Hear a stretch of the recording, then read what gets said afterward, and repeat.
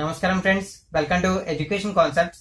Friends, మనకి చూసుకుంటే ఈరోజు ఏప్రిల్ 1 ఇక మనకి ఐడిబిఐ అంటే the industrial development bank of India recruitment 2019 సంబంధించి 500 అసిస్టెంట్ మేనేజర్ పోస్టులకి నోటిఫికేషన్ అయితే రిలీజ్ చేసింది.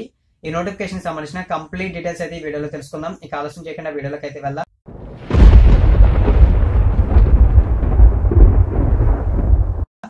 ఫ్రెండ్స్, వీడియోలోకి వెళ్ళబోయే ముందు నాదొక రిక్వెస్ట్, ఈ వీడియోని మీ 10 ఫ్రెండ్ కి షేర్ చేయండి. అదేవిధంగా ఈ వీడియోకి 100 లైక్స్ అయితే నేను ఎక్స్పెక్ట్ చేస్తున్నాను. ఆ టార్గెట్ అయితే మీరు రీచ్ అయితే చేయండి. ఇక డీటెయిల్స్ లోకి వెళ్తే ఐడిబిఐ బ్యాంక్ అనేది మనకి ఇండియాలో 1964 లో ఎస్టాబ్లిష్ అయింది. ఇందులో మనకి 51% ఆఫ్ షేర్స్ అనేవి ఎల్ఐసి అంటే లైఫ్ ఇన్సూరెన్స్ కార్పొరేషన్ చేతిలో అయితే ఉన్నాయి. అదైతే గుర్తుంచుకోండి. దీనికి సంబంధించిన డీటెయిల్స్ అయితే మనకి స్టార్టింగ్ లోనే మెన్షన్ అయితే చేశారు. అవైతే మీరు అక్కడి నుంచి చెక్ చేయొచ్చు. ఇక మొత్తం మనకి 500 అసిస్టెంట్ మేనేజర్ పోస్టులకి నోటిఫికేషన్ రిలీజ్ చేస్తే వీటిని మనకి కమ్యూనిటీ వైజ్ డివైడ్ అయితే చేసింది. వీటి ప్రకారం మనకి ఏ కమ్యూనిటీకి ఎన్ని పోస్టులు డివైడ్ చేశారో ఆ వివరాలు ఫస్ట్ చూద్దాం. దీని ప్రకారం చూసుకుంటే మొత్తం మనకి 500 పోస్టులు అన్రిజర్వ్డ్ అంటే జనరల్ కి సంబంధించి 228 పోస్టులు కేటాయించింది. ఇక ఎస్సీకి చూసుకుంటే 75 పోస్టులని, ఎస్టీకి చూసుకుంటే 37 పోస్టులని, ఓబీసీకి చూసుకుంటే 135 పోస్టులని, ఎకనామికల్ వీకర్ సెక్షన్ కి చూసుకుంటే 25 పోస్టులని, ఫైనల్ గా పర్సన్ విత్ డిసేబిలిటీకి చూసుకుంటే 15 పోస్టులని కేటాయించింది. ఇక వీటికి అప్లై చేయడానికి ఏజ్ కి సంబంధించిన డీటెయిల్స్ చూద్దాం. ఏజ్ కి సంబంధించిన డీటెయిల్స్ చూసుకుంటే ఈ పోస్టులకు అప్లై చేయడానికి మినిమం 21 ఇయర్స్ ఉండాలి, మాక్సిమం 28 ఇయర్స్ అయితే ఉండాలి. ఏజ్ రిలాక్సేషన్స్ కూడా అప్లికేబుల్ అవుతాయి, ఎందుకంటే ఇది మనకి సెంట్రల్ గవర్నమెంట్ నుంచి వచ్చినటువంటి జాబ్ నోటిఫికేషన్ కాబట్టి. దాని ప్రకారం అయితే మనకి చూసుకున్నట్లయితే ఎస్సీ ఎస్టీ అభ్యర్థులకి 5 సంవత్సరాలు అనేది ఏజ్ రిలాక్సేషన్, ఓబీసీ అభ్యర్థులకి 3 సంవత్సరాలు, పర్సన్ విత్ డిసేబిలిటీ అభ్యర్థులకి 10 సంవత్సరాలు, ఎక్స్ సర్వీస్ మెన్ అభ్యర్థులకి 5 సంవత్సరాలు అనేది ఏజ్ రిలాక్సేషన్స్ గా ఉంటుంది. ఇక అప్లికేషన్ ఫీజుకి సంబంధించిన డీటెయిల్స్ చూసుకుంటే జనరల్ ఓబీసీ అభ్యర్థులకి 700 రూపాయలు అనేది అప్లికేషన్ ఫీజు. ఎవరైతే SC ST person with disability candidates ఉంటారో వారికి 150 రూపాయలు అనేది అప్లికేషన్ ఫీజు. ఈ పోస్టులకి ఫిమేల్ క్యాండిడేట్స్ అప్లై చేయొచ్చు. ఫిమేల్ క్యాండిడేట్స్ అన్రిజర్వ్డ్ ఓబీసీ కేటగిరీకి చెందితే వీరు కూడా 700 రూపాయల అప్లికేషన్ ఫీజు అయితే పే చేయాలి. అదైతే గుర్తుంచుకోండి. ఈ పోస్టులకి ఆన్లైన్ అప్లై చేయాలి. ఆన్లైన్ అప్లై చేయడానికి లాస్ట్ డేట్ అనేది ఏప్రిల్ 15వ తారీఖుగా నోటిఫికేషన్ మెన్షన్ చేశారు. సిలబస్ కి సంబంధించిన డీటెయిల్స్ కూడా మెన్షన్ చేశారు. సిలబస్ కి సంబంధించిన డీటెయిల్స్ తో సపరేట్ వీడియో అయితే చేస్తాను.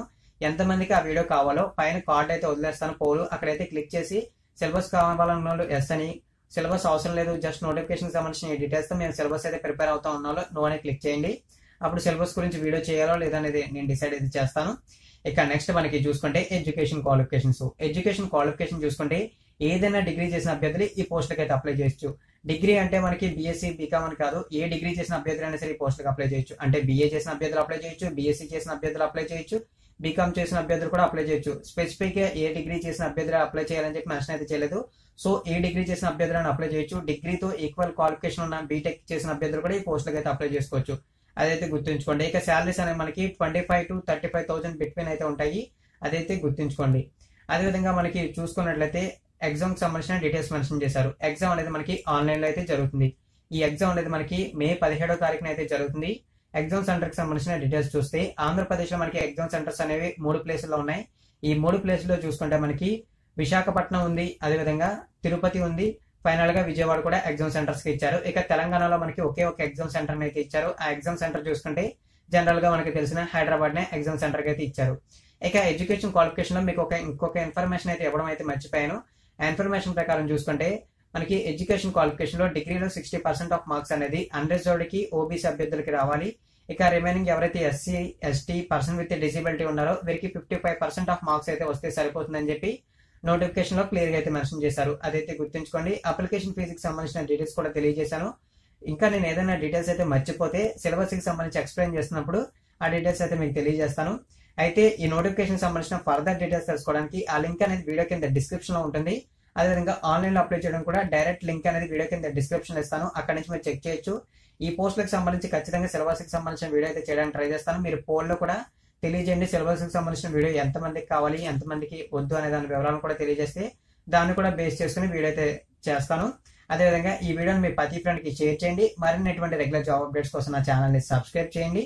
వీడియోని లైక్ చేయండి, మీ ప్రతి ఫ్రెండ్ కి షేర్ చేయండి. థ్యాంక్ యూ ఫ్రెండ్స్, ఈ వీడియో వాచ్ చేసినందుకు. By by.